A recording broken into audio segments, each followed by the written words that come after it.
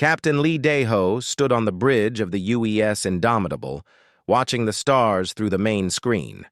His ship moved slowly through the outer edge of human space, far from Earth and the inner colonies. The patrol had been quiet for 3 weeks. Too quiet. The communication officer, Lieutenant Park Ji-won, looked up from her station. Her face was pale. "Captain, we're getting a signal. It's not from any human ship." Lee walked over to her station. "What kind of signal?" "It's strange, sir. The computer says it's using some kind of translation system. The message is in perfect English, but the source code is nothing like our technology." Lee felt his stomach tighten. First contact with aliens had always been a possibility, but most people thought it would happen closer to Earth, not out here, in the dark. "Put it on the main screen." The screen filled with text that seemed to glow with its own light. The words appeared slowly, as if someone was typing them in real time. "Greetings, primitive soul dwellers. Your species has been observed by the Galactic Council of Civilized Species. After careful study, you have been deemed worthy of preliminary evaluation. The Council extends an invitation for one vessel to approach Council Station Harmony. You will demonstrate your civilization's worthiness to join our enlightened federation. You have 30 standard days to reach the Vega system. Navigation data follows. Do not bring weapons. This is not a request." Lee read the message twice. The tone made his blood boil. Primitive? These aliens had been watching humanity without permission, and now they wanted to judge whether humans were good enough to join their club. "Sir?" Park Ji-won was waiting for orders. "Send this to Luna Station immediately. Priority Alpha. And get me Admiral Park Soo-jin on the quantum link." The next few hours were a blur of encrypted messages and emergency conferences. Lee's ship changed course toward Luna Station, humanity's main military base orbiting Earth's moon. As they traveled, more alien messages arrived. Star charts showing safe routes to Vega, technical specifications for docking with their station, lists of items that humans were forbidden to bring. Each message felt like an order from a teacher to a small child. When the Indomitable reached Luna Station 2 days later, Lee was called to an emergency meeting. The main conference room was full of the most important people in the human military. Admiral Park Soo-jin sat at the head of the table, her gray hair pulled back in a tight bun. Her eyes were hard as steel. "Ladies and gentlemen," Admiral Park began, "we have a situation. These aliens, this Galactic Council, have been watching us for who knows how long. They think they can summon us like dogs and judge whether we're civilized enough for their club." General Kim Tae-sung, head of Marine Command, leaned forward. "What do we know about them?" "Not much," said Dr. Choi Mi-young, the chief xenobiologist. "The signals show technology far beyond ours. Their translation system alone is incredible. They can convert their language into perfect English in real time." "What about their military?" asked Colonel Yoon Seok-jin.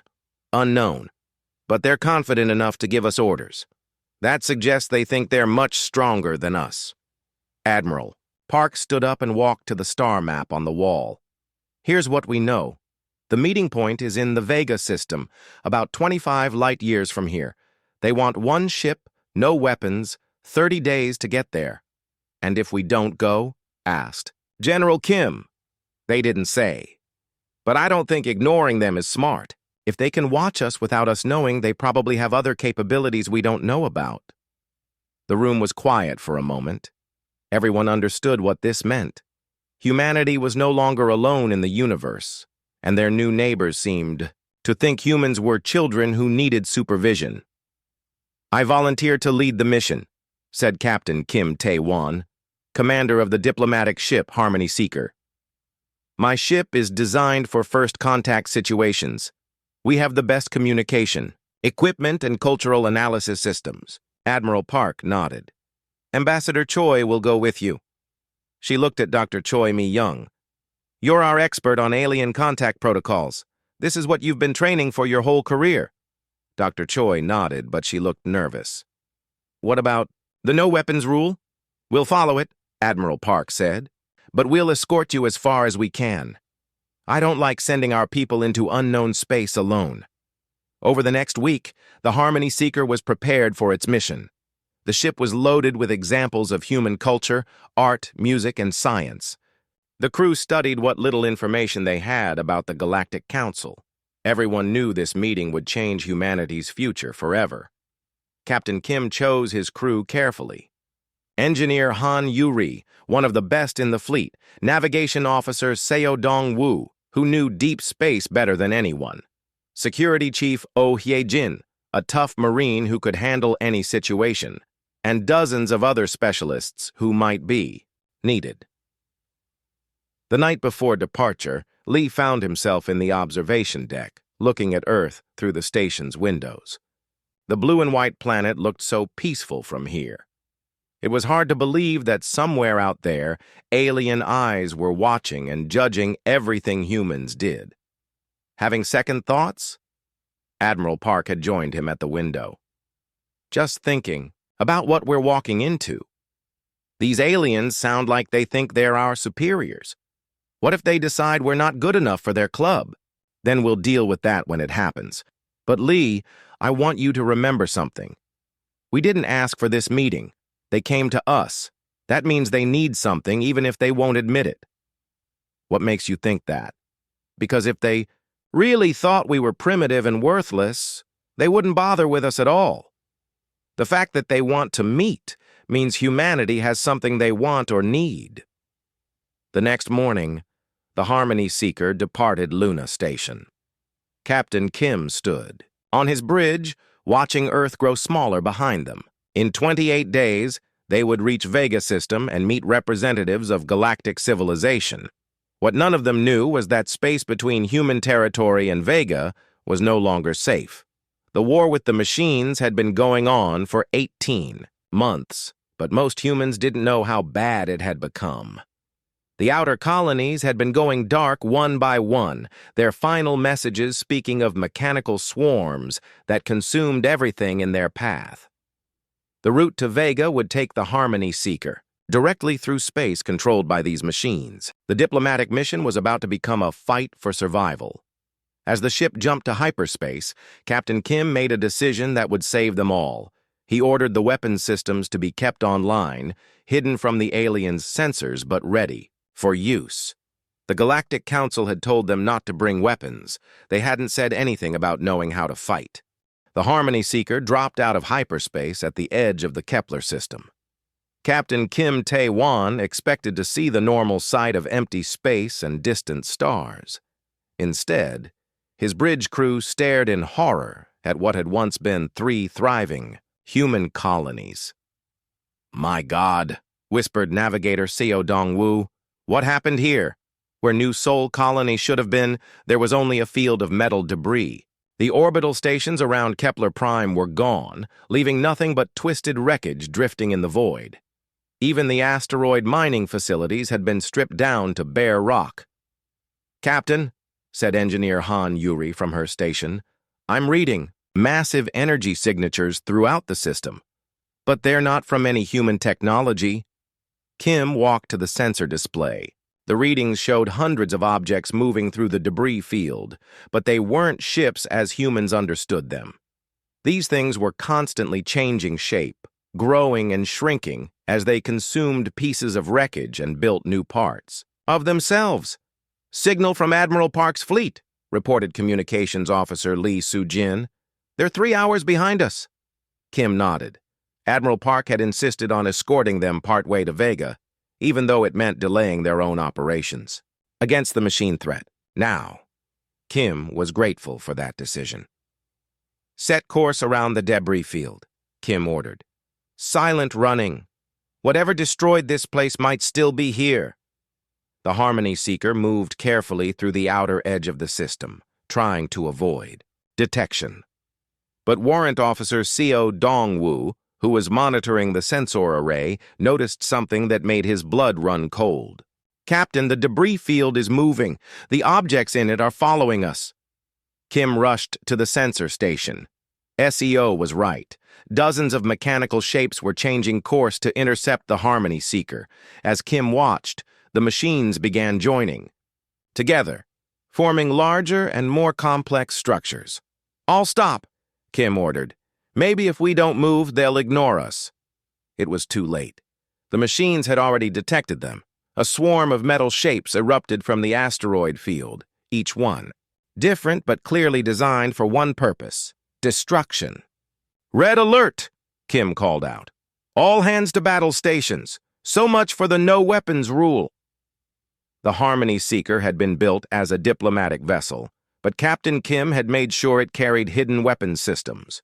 As the mechanical swarm approached, gun ports opened along the ship's hull and missile tubes prepared to fire.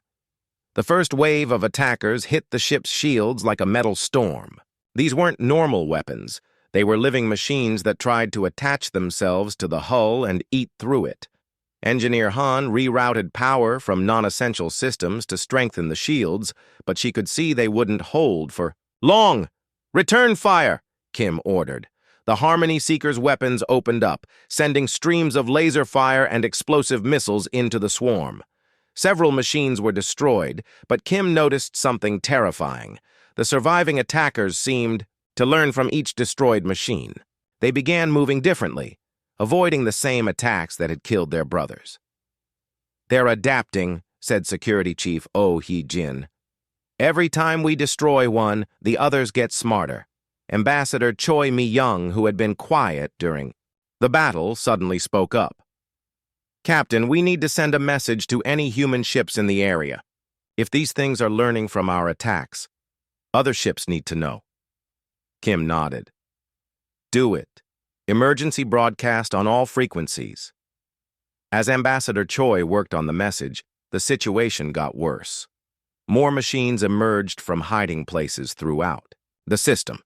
They had been waiting, learning human patrol patterns and preparing an ambush. The Harmony Seeker was surrounded.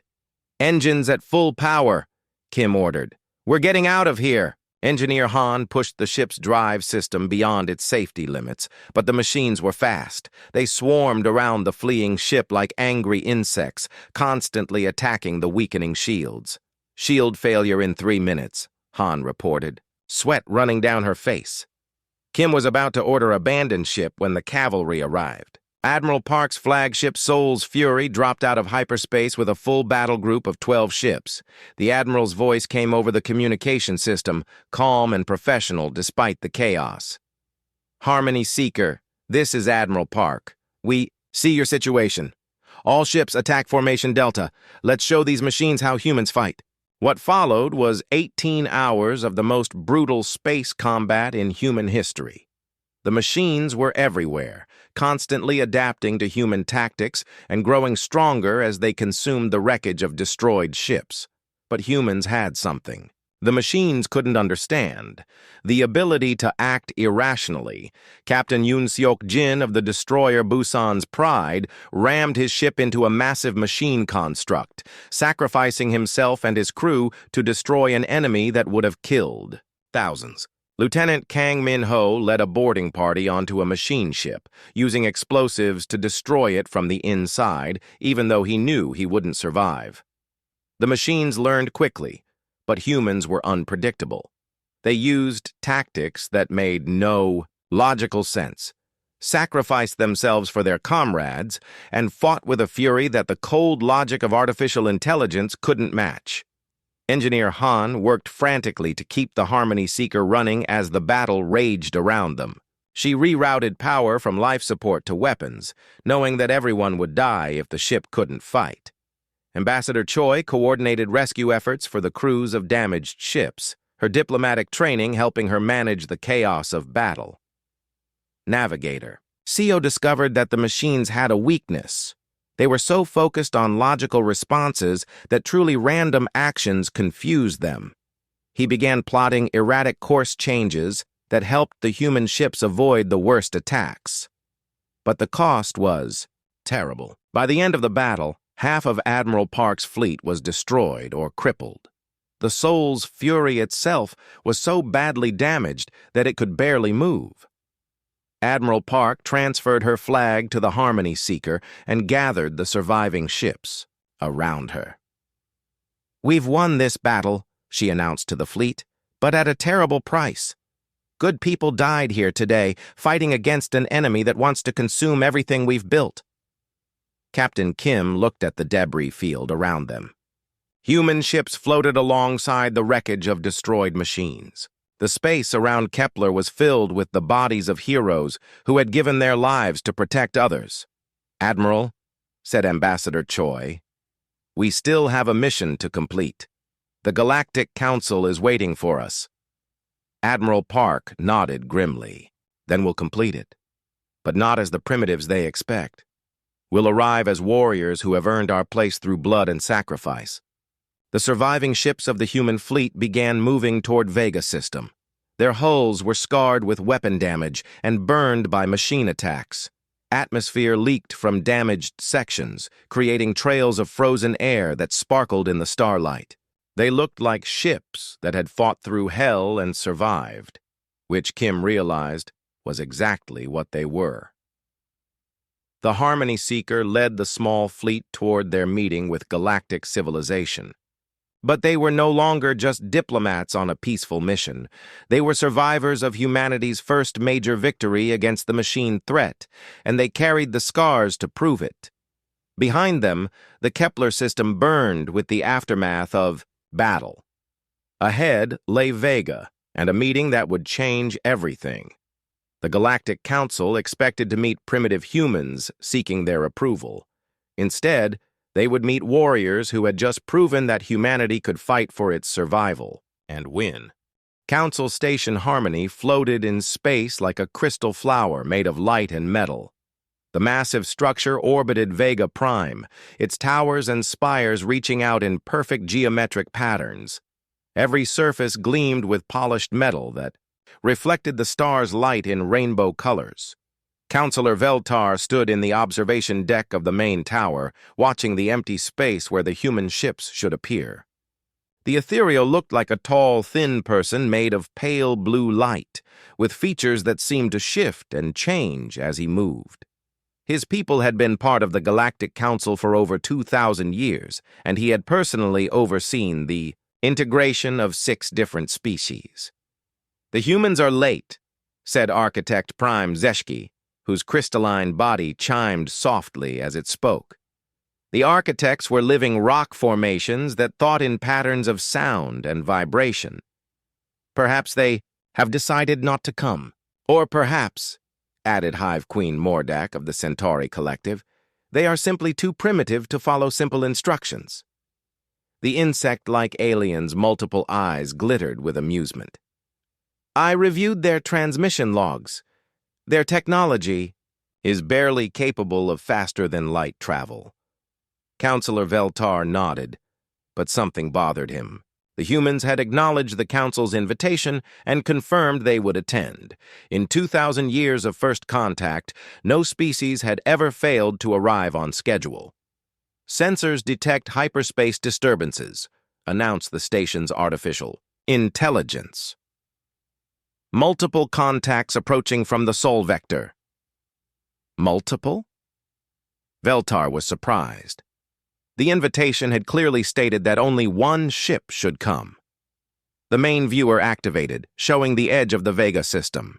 What emerged from hyperspace made every alien in the observation deck stop talking. The human ships looked like they had flown through a war zone. Hull plates were missing, exposing the framework underneath. Scorch marks covered every surface. Some ships trailed clouds of frozen atmosphere from hull breaches. "By the ancient codes," whispered Architect Zeshki. "What happened to them?" The lead ship, which the computers identified as the Harmony Seeker, looked like it had been through hell. Its diplomatic markings were barely visible under layers of burn damage. One of its engine pods was completely gone, replaced by a crude repair job that sparked with electrical discharges. "They must have been fighting each other," said Hive Queen Mordak with disgust. "These primitives are so barbaric they wage war even while traveling to meet us." Veltar wasn't so sure. The damage patterns were wrong for ship-to-ship combat. They looked more like But that was impossible. No species that primitive could have survived contact with those kinds of weapons. Incoming transmission from the human flagship, the AI announced. Captain Kim Tae-won appeared on the screen, and his appearance shocked the council members even more than his damaged ships. The human wore a uniform that was torn and stained with what looked like blood. A bandage covered part of his forehead, and his eyes held the look of someone who had seen too much death. Council Station Harmony, this is Captain Kim of the UES. Harmony Seeker, we request permission to dock and begin the meeting as scheduled. Veltar composed himself and activated the reply system. Permission granted, Captain. However, we must ask about the condition of your vessels. Have you been engaged in some kind of conflict? Kim's expression hardened. We can discuss that during the meeting, Counselor. My ships need immediate repair. Facilities for our wounded. Wounded? Architect Zeshki chimed in confusion. You have casualties? We lost 400 good people getting here, Kim said quietly. They died so we could honor your invitation. The transmission ended, leaving the council members staring at each other in confusion. 400 casualties? What could have caused such losses? Over the next few hours, the human ships docked with the station's repair bays. Council maintenance teams who went to assist came back with stories that seemed impossible. The human ships showed damage from energy weapons that could cut through solid metal like paper. There were impact craters from projectiles moving at impossible speeds. Some sections of hull had been completely melted and then reformed. But what disturbed the council members most were the humans themselves. They moved like soldiers, constantly alert and ready for danger. Their eyes swept every room they entered, looking for threats and escape routes. When council medics tried to treat their wounded, the humans insisted on posting guards. Ambassador Choi Mi-young stepped off the Harmony Seeker wearing a dress uniform that had been hastily repaired. The original had been lost when her quarters were hit by some kind of weapon that punched a hole straight through the ship's hull. She walked with quiet dignity despite the exhaustion in her eyes and the medical patch on her forehead. Behind her came the survivors of the human fleet. Engineers with plasma burns on their hands, Marines carrying weapons they refused to give up, officers who looked like they hadn't slept in days. Every one of them moved with the careful precision of people who had been through hell and survived. Counselor. Veltar met them in the main docking bay, surrounded by the finest examples of galactic civilization, ethereals in robes of living light, architects whose crystal bodies sang with harmonic frequencies, the gas-form minds of Procyon floating in their environmental suits, representatives from 47 different species, each one older and supposedly wiser than humanity. Welcome to Council Station Harmony, Veltar said in his most diplomatic voice. We are honored by your presence and look forward to learning about your civilization. Ambassador Choi bowed politely. Thank you, Counselor. We are honored by your invitation, though the journey here was more difficult than we expected. Yes, about that, said Architect Zeshki. Your ships show extensive battle damage. We assumed your species was peaceful enough to qualify for council membership. We are peaceful, Choi replied, but peace isn't always an option when others choose. Va! The council members exchanged glances. This wasn't how first contact usually went. Most species arrived eager to please, grateful for the chance to join galactic civilization. These humans seemed polite but distant, like they were humoring children. The procession moved through the station's main corridors toward the council chambers. The human delegation walked in formation, with Security Chief Oh Hye-jin and her Marines maintaining a protective perimeter around Ambassador Choi. Other council species watched from balconies and side passages, curious about the newcomers. The council chamber was a vast space designed to impress visitors. The ceiling showed a holographic display of the galaxy, with thousands of lights representing council worlds. The walls were covered with art from dozens of different cultures, all united under the council's peaceful rule. Counselor Veltar took his place at the center of the chamber, with representatives from the other species arranged in a perfect circle around him. This was the same formation they had used for every first contact in the past 1,000 years. "Please, be seated." Veltar gestured to chairs that had been prepared for the human delegation. Ambassador Choi sat down, but Captain Kim and security, Chief O, remained standing.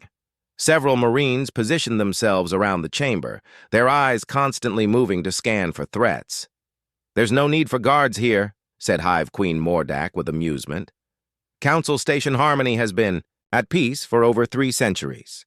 With respect," said Captain Kim, "we've learned that peace can end very quickly." Veltar began the standard first contact presentation. He spoke about the benefits of joining galactic civilization, the technologies the Council could share, the trade opportunities that would open up. He talked about the Council's history of peace and prosperity, their success in preventing war between member species. The humans listened politely, but something was wrong. Instead of the eager questions and grateful responses he expected, Ambassador Choi simply nodded and took notes. Captain Kim looked bored. The Marines seemed more interested in the chamber's security systems than the grand promises being made. Finally, Veltar finished his presentation and waited for the usual flood of questions about how humanity could prove itself worthy of membership. Instead, Ambassador Choi asked something that had never been asked before in the history of First Contact. "Counselor Veltar, this is all very impressive. Your civilization has clearly achieved great things. But I have to ask, what happens when someone comes along who doesn't want to join your peaceful federation? What do you do when the monsters come calling?" The chamber fell silent. In 3,000 years of galactic civilization, no one had ever interrupted the First Contact protocol to ask about monsters.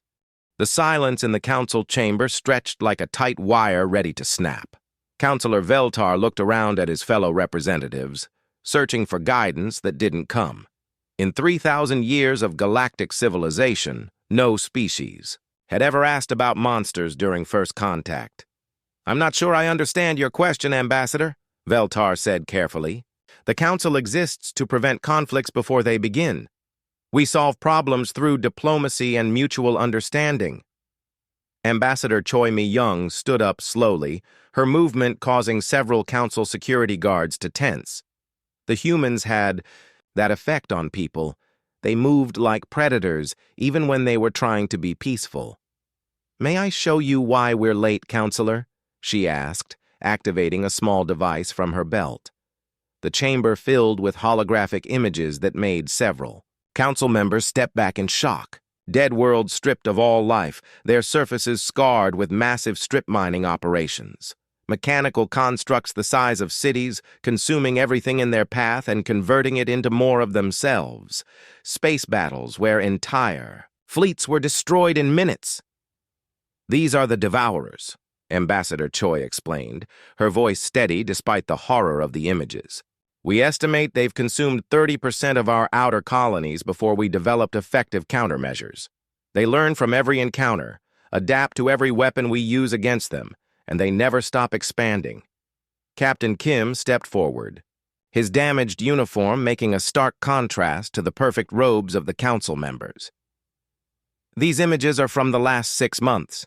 Our ships are damaged because we fought through 3 star systems controlled by these machines to honor your invitation. We lost 400 personnel and half our escort fleet getting here." The hologram shifted to show the recent battle at Kepler system. Council members watched in fascination and horror as human ships used ramming attacks, suicide runs, and tactics that seemed completely insane. Yet somehow, the humans won. "Impossible," said Architect Prime Zeshki, their crystal body ringing with disbelief. "Our sensor networks would have detected such an incursion into civilized space. These images must be fabricated." "Your sensor networks only look inward," said Commander Oh Hye-jin with barely controlled anger. "You watch your safe trade routes and peaceful colonies. The Devourers are coming from the Galactic Rim, through dark space you've never bothered to explore because it's not profitable. Hive Queen Mordak's multiple eyes focused on the battle footage. Even if these machines exist, surely you exaggerate the threat. How could mere primitives succeed where advanced civilizations would fail? Captain Kim laughed, but there was no humor in the sound. Advanced civilizations like yours spend so much time being civilized that you forget how to fight. You've had peace for so long that you think it's the natural state of the universe. The presentation continued with tactical analysis that made the council members increasingly uncomfortable. Admiral Park appeared in recorded messages, explaining the Devourers' exponential reproduction rate, their ability to process any matter into new units, their complete lack of interest in negotiation or coexistence. We tried to communicate with them first, Ambassador Choi said. We sent diplomats, scientists, even philosophers to try to establish dialogue. The machines studied our messages for exactly 43 minutes, then used the information to target our communication centers more effectively. Surely some accommodation could be reached, said Veltar desperately. The Council has solved conflicts that seemed impossible. Perhaps if we offered them resources, territory. You still don't understand, said Engineer Han Yuri, speaking for the first time. Her hands were still bandaged from repairing damaged systems during the battle. They don't want resources or territory. They want everything, every atom, every molecule converted into more Devourers. They see organic life as inefficient waste that needs to be corrected. The chamber erupted in multilingual arguments. Several species demanded that humanity be ejected immediately for bringing such negative energy to the peaceful station. Others called for investigation into these obviously fabricated threats. The ethereals struggled to maintain order while privately wondering if humanity's violent nature made them too dangerous to integrate.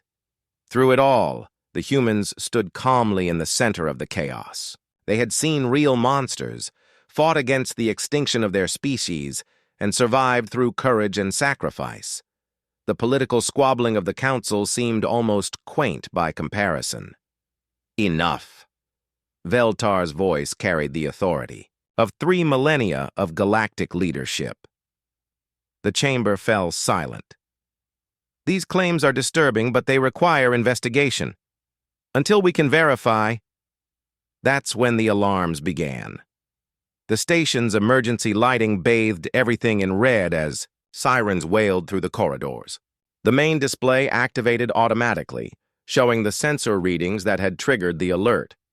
At the edge of the Vega system, something massive was emerging from hyperspace.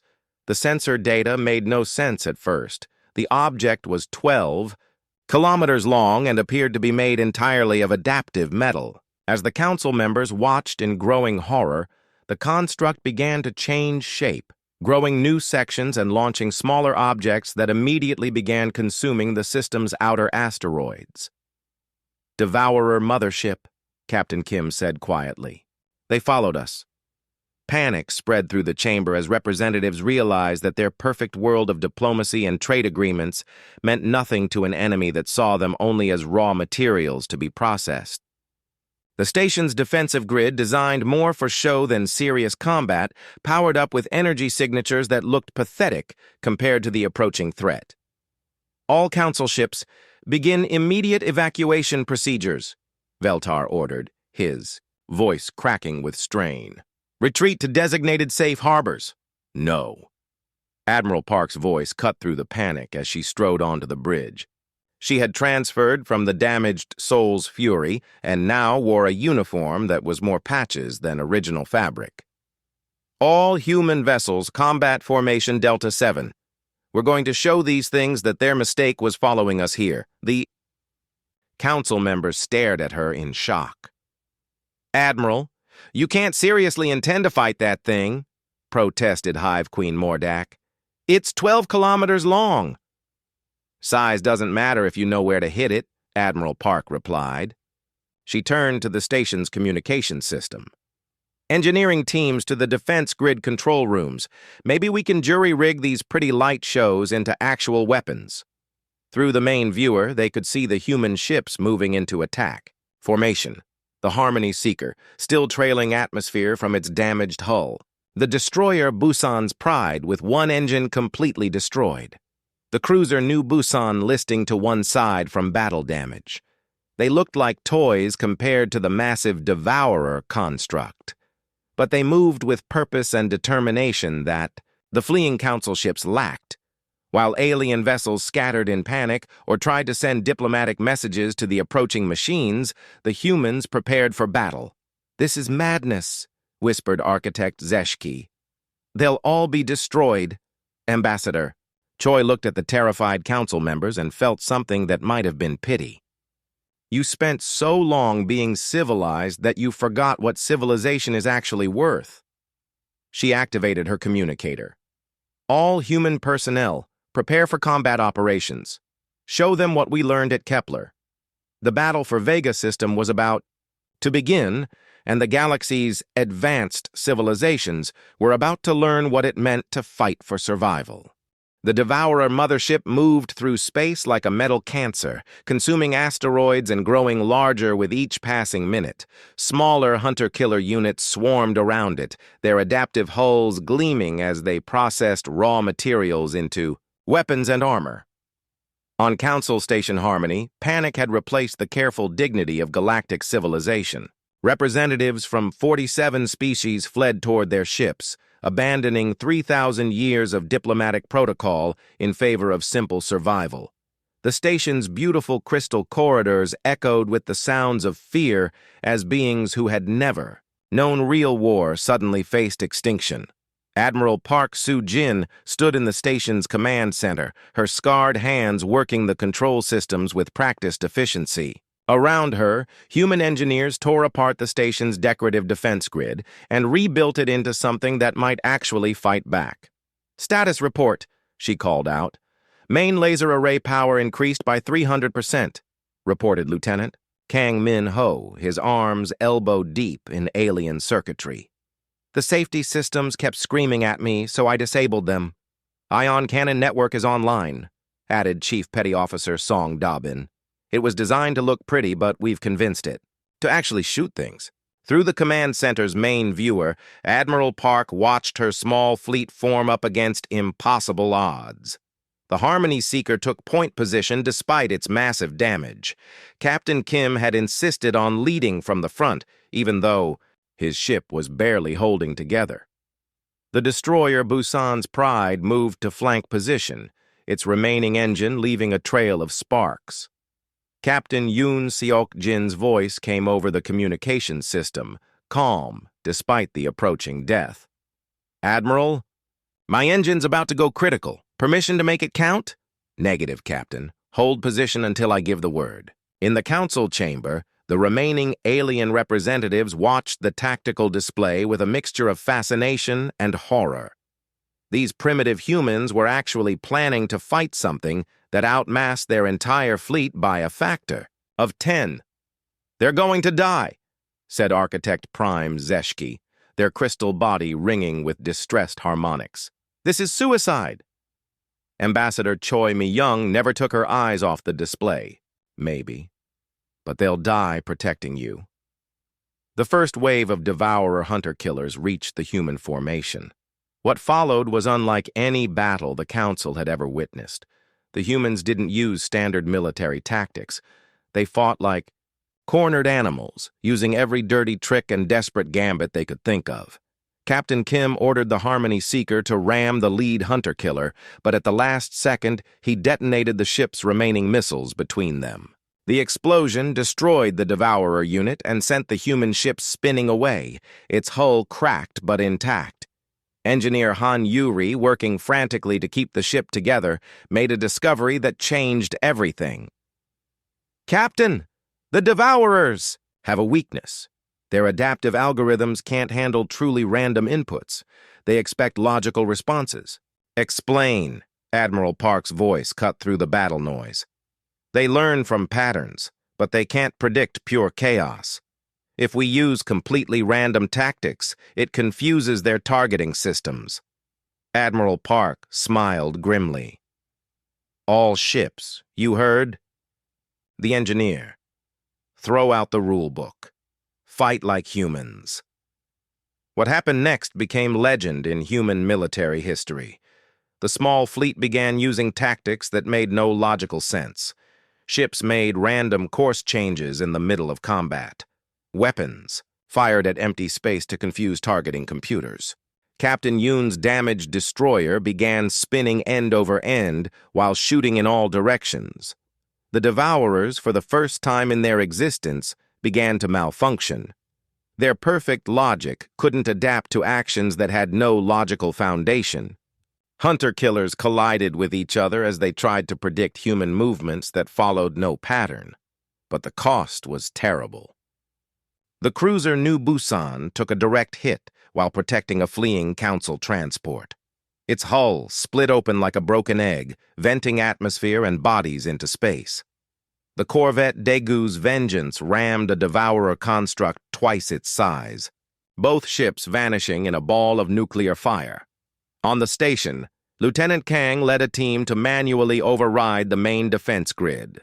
He knew the power surge would kill anyone connected to the system, but it would also give them one massive shot at the mothership. "Admiral, we can overload the entire grid for one attack," he reported. "But we'll need someone to manually target it."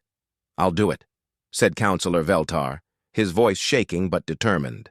"It's my station, my responsibility." The ethereal moved to the targeting console with Admiral Park guiding his hands. As the Devourer mothership approached the station, its massive bulk blotting out the stars, they waited for the perfect moment. "Now," Admiral Park whispered. The station's entire power grid discharged at once, creating a beam of energy that lit up the entire system. The attack struck the mothership's central core, punching through 12 kilometers of adaptive armor and hitting something vital. The massive construct shuddered, its perfect metal surface rippling like water. Explosions began deep inside its structure as critical systems failed. The smaller hunter-killers suddenly stopped their coordinated attacks and began moving randomly, their connection to the main intelligence severed. Captain Yoon saw his chance. The Busan's Pride's engine was about to explode anyway, so he aimed his ship at the mothership's wounded core and pushed the reactor beyond its limits. "For humanity," he said quietly, and rammed his destroyer into the heart of the Devourer construct. The explosion lit up the entire Vega system. When the light faded, the mothership was breaking apart, its massive hull splitting into sections that drifted away like islands of dead metal. The surviving hunter-killers, cut off from their controlling intelligence, simply shut down and became harmless debris. The battle was over. The humans had won, but at enormous cost. Of the 12 ships that had escorted the Harmony Seeker to Vega, only 3 were still operational. The station's defense grid was completely destroyed. Hundreds of good people had died to save a civilization that had initially scorned them. In the aftermath, as rescue ships arrived and medical teams worked to save the wounded, Counselor Veltar found Admiral Park in the station's damaged observation deck. The human admiral stood looking out at the debris field where so many brave souls had given their lives. "I owe you an apology," Veltar said quietly. "We thought we were so advanced, so civilized. But when real danger came, we ran while you fought." "Admiral," Park didn't turn around. "We didn't want to fight. We wanted to join your peaceful galaxy and learn from your wisdom. But peace is a luxury that has to be defended." "What do you need from us?" the ethereal asked. "What can the Council do to help?" "Accept us as equals, not primitives seeking your approval. Share your technology so we can protect the galaxy from the Devourers, and understand that sometimes the price of civilization is blood." Over the next few days, as the damaged human ships were repaired and the dead were honored, something fundamental changed in galactic politics. The Council's formal vote to accept humanity was unanimous, but more importantly, it came with a new title. Humanity wasn't joining as junior members or client species. They were appointed as the Galactic Defense Force, protectors of 47. worlds that had forgotten how to protect themselves. The final ceremony took place in the rebuilt council chamber. Ambassador Choi stood before the assembled representatives, no longer wearing a patched uniform, but the formal robes of a full council member. Behind her, Captain Kim and the survivors of the human fleet stood at attention. Today, we welcome not just a new member species, announced Veltar, but our guardians against the darkness between stars. May the galaxy never again forget the price of peace. The Harmony Seeker, rebuilt and rearmed, led the first Joint Council Human Patrol fleet out of Vega system a week later. Its hull bore new scars alongside the old ones, and its crew included, both humans and aliens learning to work together. Captain Kim stood on his bridge, watching the stars ahead. Somewhere out there, more devourers waited in the dark. But now they wouldn't face just one stubborn species fighting for survival. They would face a galaxy that remembered how to fight back. The Bloodied ships had arrived at the Galactic Council as humanity's introduction to galactic civilization. They departed as symbols of something greater, proof that sometimes the greatest strength comes not from avoiding conflict, but from standing ready to pay any price to protect what matters. Behind them, Council Station Harmony sparkled with new, defensive systems designed by human engineers. Ahead lay a galaxy that would never again mistake peace for weakness or civilization for an inability to fight. Humanity had arrived, and the galaxy would never be the same.